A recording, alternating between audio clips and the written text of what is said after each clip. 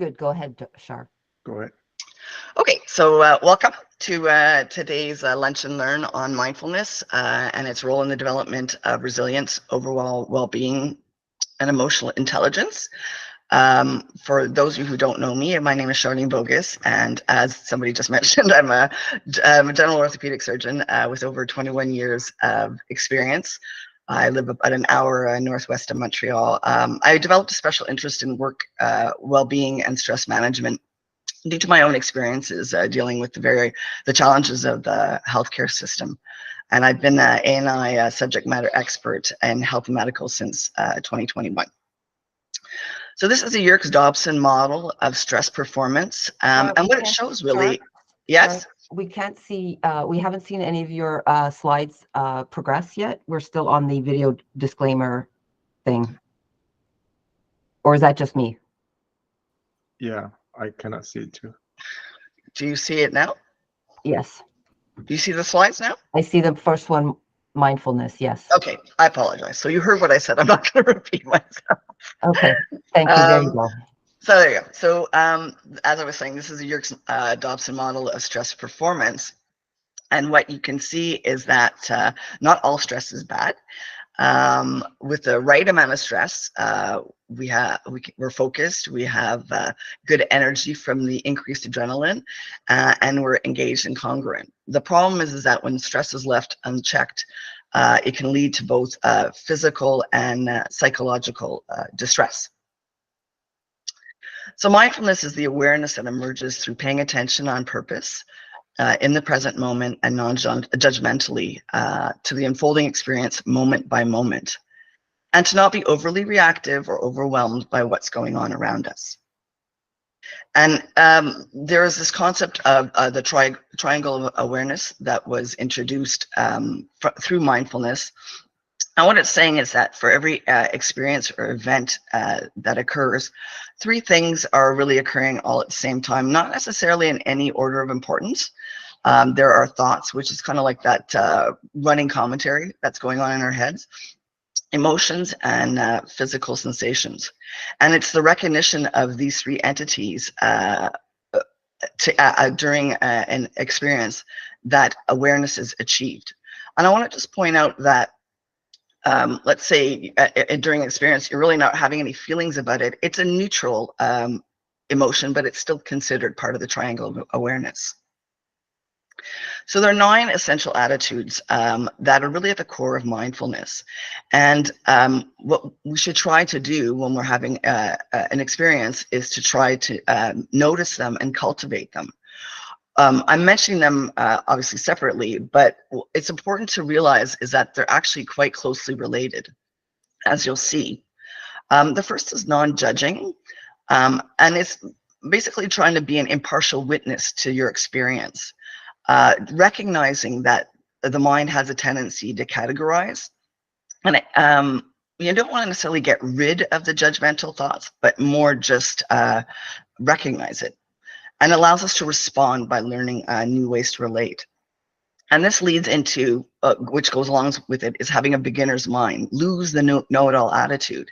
If you look at each experience as if it's new, it helps to cultivate a non-judging attitude.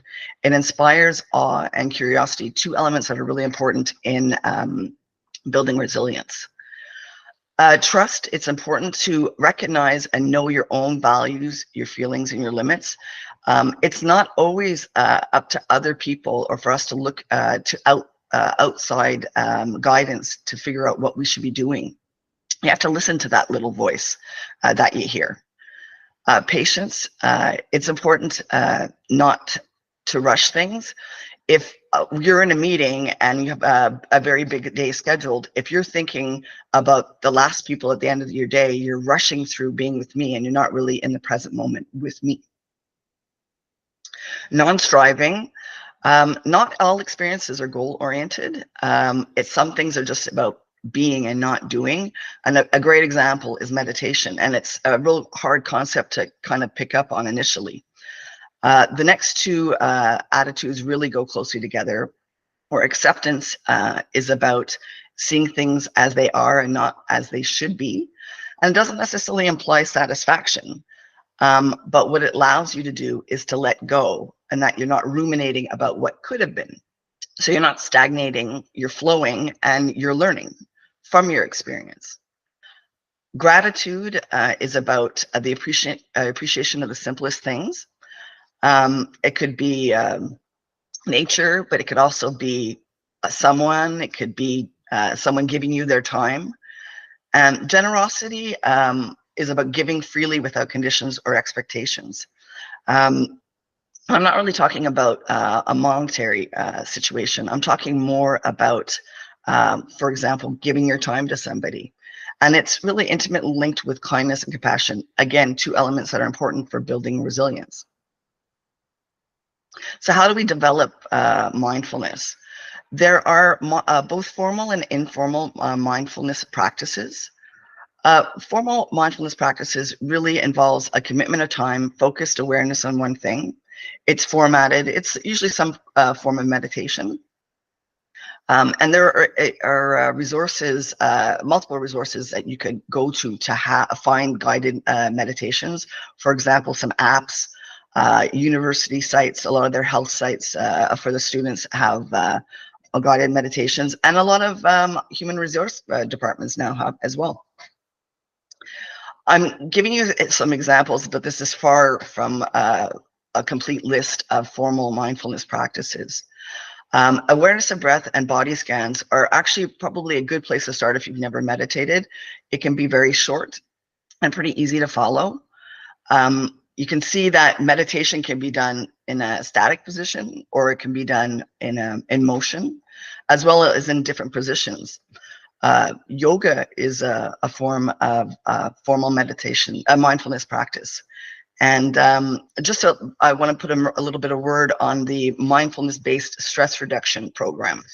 And what it is it's an 8-week program that was initially created for patients to have to deal with illness and pain, but it's now been adapted to boardrooms and schoolhouses, and it can be used for personnel, from healthcare personnel to military personnel. Informal practices are where you incorporate those attitudes that I just spoke to you about into existing routines and daily experiences, and it can be practically anything. When you're first learning about mindfulness and learning about awareness, a good place to start is just doing everyday tasks, brushing your teeth, taking a shower, driving your car. Of course, you're not going to necessarily go into looking at non-judgment or things like that, but it helps to decrease automaticity, and it allows you to recognize if your mind wanders. Try not to have too much judgment if you find it hard. And it's not something you want to try to do. It's something that eventually it just comes to you. It's about, like I was saying before, about being and not doing. There's a certain benefit to eating mindfully. When we eat, it takes time for our brain to receive the message from our stomach that we're full. And if you eat a meal in a mindful way, what happens is that when you're taking that time to appreciate the textures of the food, the smell, the taste, it allows you to slow down and you end up not overeating. Listening mindfully is about giving your undivided attention to somebody. So it's about recognizing when your thoughts wander, when you're maybe thinking about what you want to say to them while they're still speaking. Noticing nature, again, awe, gratitude, perspective, all things that are important for building resilience. As I mentioned, there were formal mindfulness practices that are in movement. You can do your also informal mindful practices. Journaling is a good way to start practicing that triangle of awareness. Puts you more aware of your thoughts, your emotions, and your physical sensations when it comes to events. And there are mini mindfulness exercises, which are essentially expanded informal practices with adapted formal practices.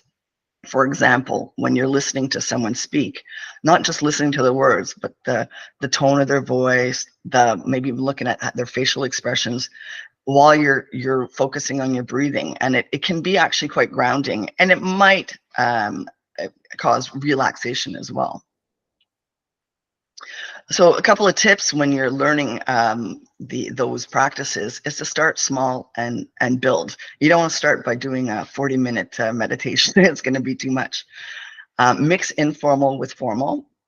Realize that one size doesn't fit all. Some people really like to be stationary. Other people like movement. Some people like sound. And make sure, except of course when you're doing a guided meditation that you get to listen to something, unplug. Don't have the TV on. Don't have the computer on. Resilience and overall well-being. This is quite a busy slide, but if you remember what I discussed at the beginning about the Yerkes-Dodson model of stress performance, when we're exposed to stressors, our adrenaline increases, our cortisol increases, heart rate increases, dry mouth, muscle tension, other things occur as well, but just to give you an idea. So that puts you in that kind of fight or flight mode, which is good for performance. Sometimes it causes some people to freeze.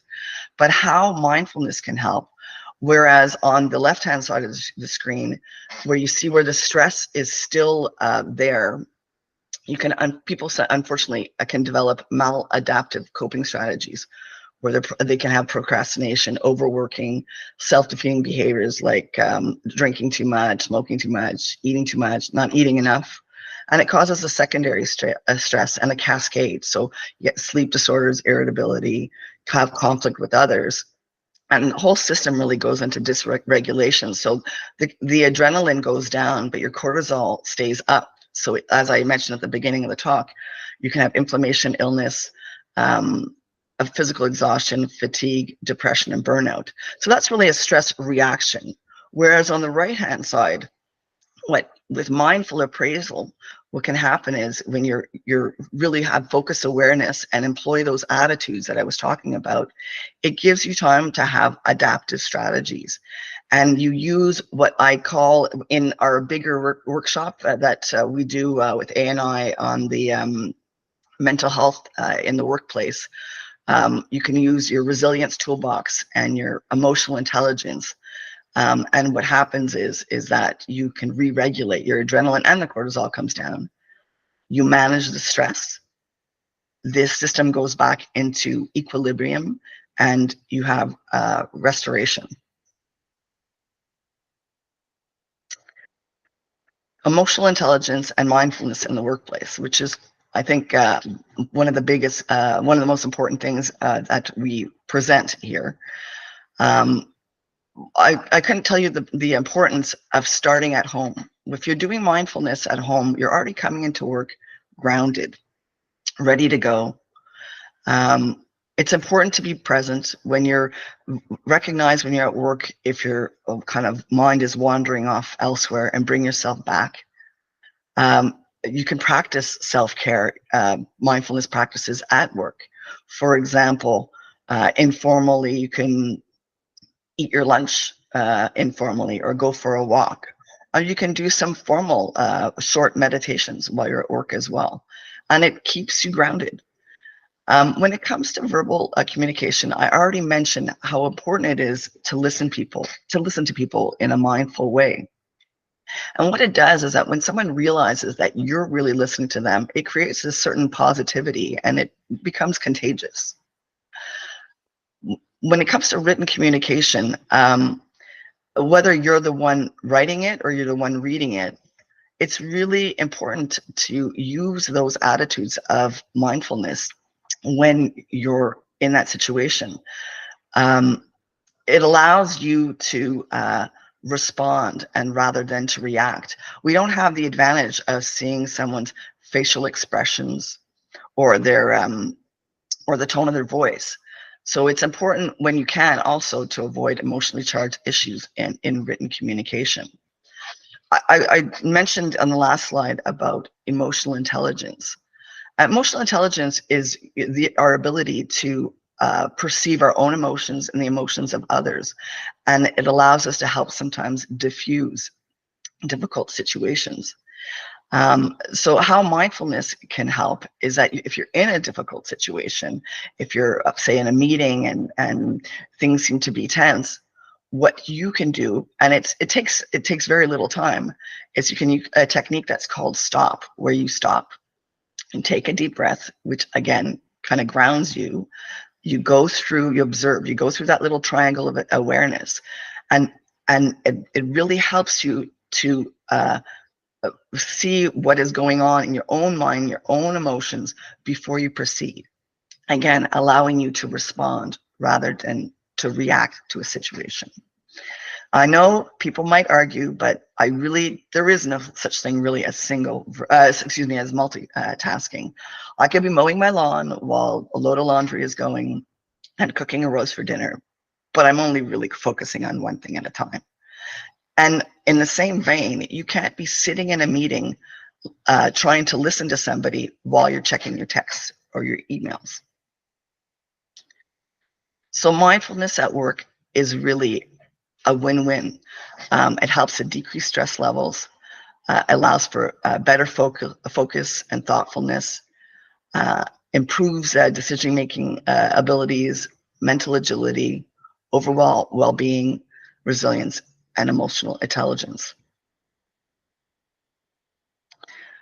So in conclusion, just to remind you, mindfulness is all about paying attention on purpose in the present moment and non-judgmentally, to not be overly reactive or overwhelmed by what's going on around us. Mindfulness is part of the overall leadership and emotional intelligence, non-technical skills and attributes that every person should be familiar with, whether as a leader or as a team member. ANI coaches a suite of such tools. Please feel free to contact us. Thank you. Question? Thank you, Sharon, for very informative presentations. I just have one quick questions. I don't know if it's part of the mindfulness. What would you suggest to someone who tends to have negative thinking most of the time in order to build that resiliency? Is it something we can use from this toolbox that you present today? Well, the whole point of the mindfulness is to recognize it, because what happens a lot of times is that when you're having an experience, all of the thoughts and the emotions and the physical sensations all get mixed in together. And when you start to become more aware of what you're thinking, it allows you to analyze. It helps you to analyze maybe why you're feeling that way. I don't know if that really answers your question. It won't. To build resilience, it's kind of like a different talk. But the fact that you're recognizing it, because what happens a lot of the times is someone's negative, and I'll say, for example, at the beginning, we had issues with the technical aspect. I had difficulty with the technical aspects of this. I could sit there and go, oh God, I'm so stupid. I can't believe I don't know how to do this.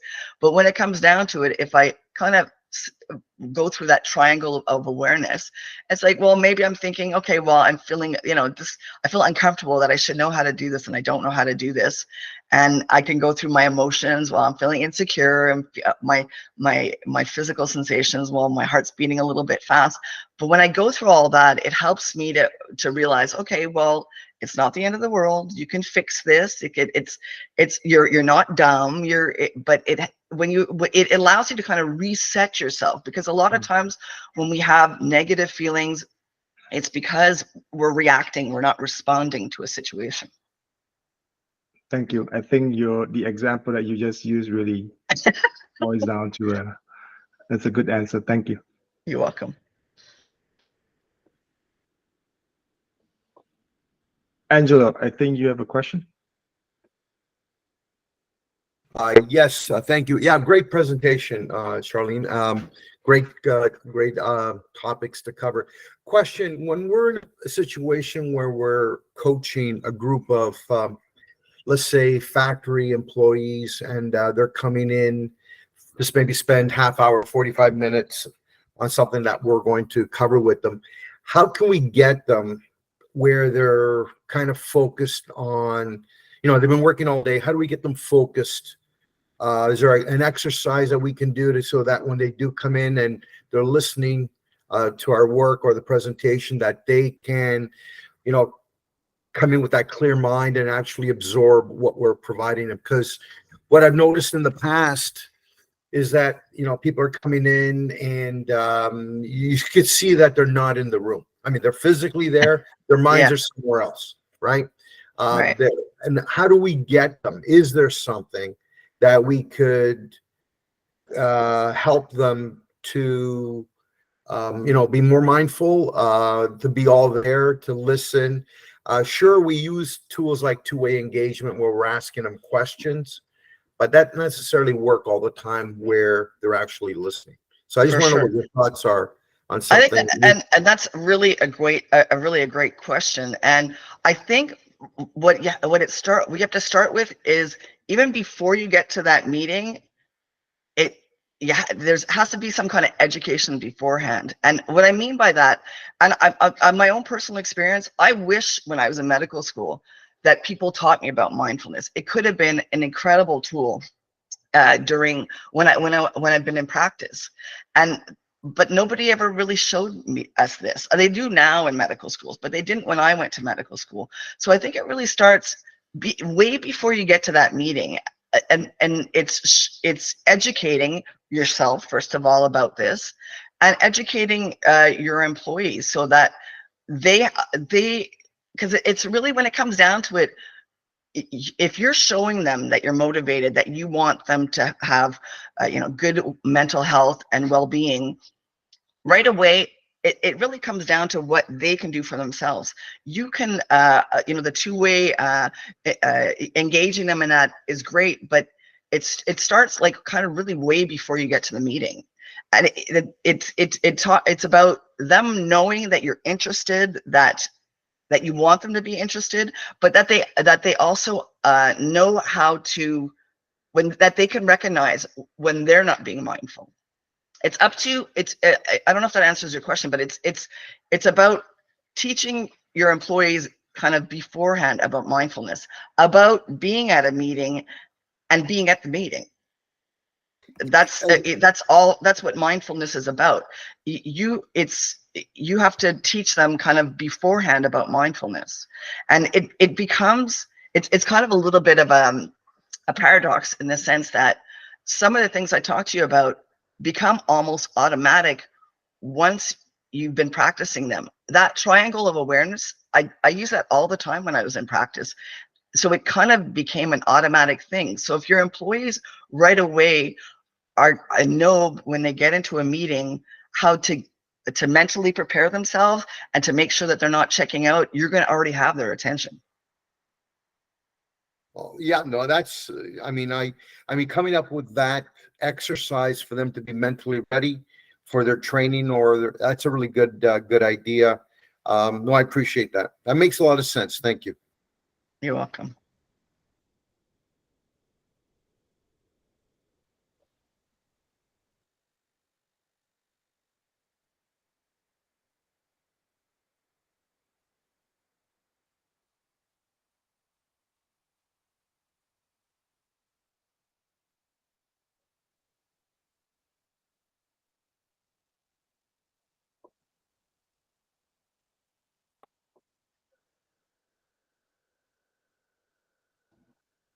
So if there's no other comments or questions, this will conclude this Lunch and Learn seminar. Thank you very much all for being here and for taking the time to listen. Thanks, Thank Shari. you. Thank you. Thank you. Thanks, Shar. Thank you. Bye.